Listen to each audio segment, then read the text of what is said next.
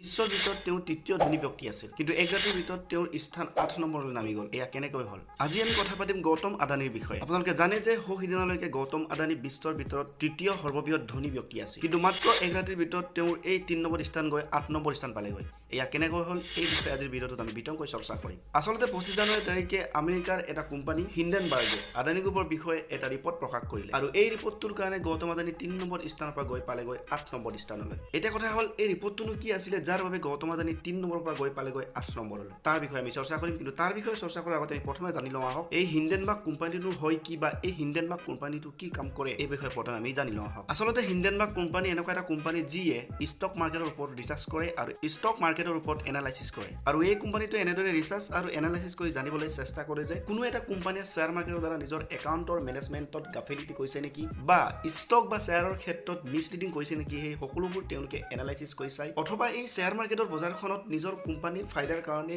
যিকোনো এটা কোম্পানীয়ে মেনিপুলেট কৰিছে নেকি সেই সকলোবোৰ ৰিচাৰ্চ আৰু এনালাইসিস কৰি চাই এই হিন্ডেনবাৰ্গ কোম্পানীটোৱে অৰ্থাৎ সহজ অৰ্থত সেইটোৱে যে এই কোম্পানীটোৱে শ্বেয়াৰ মাৰ্কেটৰ বজাৰখনত কোনোবা এটা কোম্পানীয়ে নিজৰ লাভৰ কাৰণে গাফিলতি কৰিছে নেকি তাকে ৰিচাৰ্চ বা এনালাইসিস কৰি চাই আৰু এনেদৰে এই কোম্পানীটোৱে আদানি গ্ৰুপৰ বিষয়ে ৰিচাৰ্চ আৰু এনালাইসিস কৰাৰ পাছত তেওঁলোকে শ্বেয়াৰ মাৰ্কেটৰ বজাৰখনত আদানি গ্ৰুপে ফ্ৰড কৰিছে বুলি ধৰা পেলাইছে আৰু এই ফ্ৰড বা গাফিলতিক লৈ তেওঁলোকে প্ৰকাশ কৰিছে এটা দীঘল ৰিপৰ্ট য'ত তেওঁলোকে আদানি গ্ৰুপৰ ওপৰত লগাইছে 18টাকৈ এলিগেশ্যন আৰু যেতিয়াই এই হিন্ডেনবাৰ্গ কোম্পানীটোৱে আদানি গ্ৰুপৰ ওপৰত এই ফ্ৰড কৰা বুলি এলিগেশ্যন লগাইছে তেতিয়াৰ পৰাই আদানি গ্ৰুপৰ শ্বেয়াৰ হুৰাহুৰে কমি গ'ল আৰু এনেদৰে আদানি গ্ৰুপৰ শ্বেয়াৰ হুৰাহুৰে কমি যোৱাৰ লগে লগে আদানি গ্ৰুপৰ মালিক গৌতম আদানি ৩ নম্বৰৰ পৰা গৈ ৭ নম্বৰ স্থানলৈ পালেগৈ এতিয়া প্ৰশ্ন উপায় যে হিন্ডেনবাৰ্গ কোম্পানী এনে কি এক কোম্পানী যাৰ এটা ৰিপৰ্টত আদানি গ্ৰুপৰ শ্বেয়াৰ ডাউন হ'বলৈ বাধ্য হ'ল আচলতে ইয়াৰ উত্তৰটো হৈছে হিন্ডেনবাৰ্গ কোম্পানীৰ ট্ৰেক ৰেকৰ্ড আচলতে হিন্ডেনবাৰ্গ কোম্পানী এনেদৰে কোম্পানী এটাক শ্বেয়াৰ মাৰ্কেটত ফ্ৰড কৰা ৰিপৰ্ট দাখিল কৰা এয়া প্ৰথম নহয় ইয়াৰ আগতে 17টাকৈ কোম্পানীত এনেদৰে শ্বেয়াৰ মাৰ্কেটত ফ্ৰড কৰা ৰিপৰ্ট দাখিল কৰিছে আৰু এনেদৰে তেওঁলোকৰ দাখিল কৰা ৰিপৰ্টৰ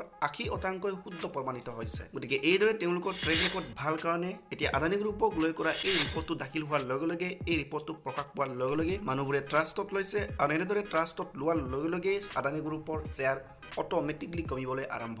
কৰিলে আৰু ইয়াৰ উপৰিও হিন্ডেনবাৰ্গ কোম্পানীয়ে এই আদানি গ্ৰুপৰ ৰিপৰ্টটো প্ৰকাশ কৰাৰ পাছতে তেওঁলোকে আদানি গ্ৰুপৰ শ্বেয়াৰৰ ওপৰত শ্বৰ্ট চেলিং কৰিছে আচলতে এতিয়া এই শ্বৰ্ট চেলিং কি হয় ইয়াৰ ওপৰত এটা প্ৰশ্ন আহিব পাৰে কিন্তু এই শ্বৰ্ট চেলিং কি হয় তাৰ ওপৰত যদি কোৱা হয় তেন্তে ভিডিঅ'টো বহুত বেছি দীঘল হৈ যাব সেয়ে শ্বৰ্ট চেলিং কি হয় তাক চমুকৈ জানি লওক যে শ্বৰ্ট চেলিং হৈছে কোনো এটা কোম্পানীৰ শ্বেয়াৰ নামিব বুলি লগোৱা এটা বেট অৰ্থাৎ যেতিয়া কোনোবা এটা কোম্পানীৰ শ্বেয়াৰ মাৰ্কেট ডাউন হৈ যায় তেতিয়া এই শ্বৰ্ট চেলিংটো কৰা হয় আৰু এতিয়া হিন্ডেনবাৰ্গ কোম্পানীয়ে তেওঁলোকৰ ৰিপৰ্টটোক লৈ ইমানে আত্মবিশ্বাসী যে তেওঁলোকে আদানি গ্ৰুপৰ শ্বেয়াৰ নামিব বুলি গম পাই তেওঁলোকে শ্বৰ্ট চেলিংও কৰিছে সেয়ে এতিয়া হিন্ডেনবাৰ্গে এই আদানি গ্ৰুপৰ শ্বেয়াৰ শ্বৰ্ট চেলিং কৰা দেখি মানুহবোৰে হিন্ডেনবাৰ্গৰ এই ৰিপৰ্টটো ট্ৰাষ্ট কৰিছে আৰু এনেদৰে ট্ৰাষ্ট কৰাৰ ফলশ্ৰুতিতে আদানি গ্ৰুপৰ শ্বেয়াৰ হুৰাহুৰে নামি গৈছে আৰু এনেদৰে আদানি গ্ৰুপৰ শ্বেয়াৰ হুৰাহুৰে নামি যোৱাৰ ফলত গৌতম আদানি ৩ নম্বৰৰ পৰা গৈ ৮ নম্বৰ স্থান পালেগৈ গতিকে এইটোৱে হৈছে গৌতম আদানি ৩ নম্বৰৰ পৰা ৮ নম্বৰ স্থান পোৱাৰ কাহিনী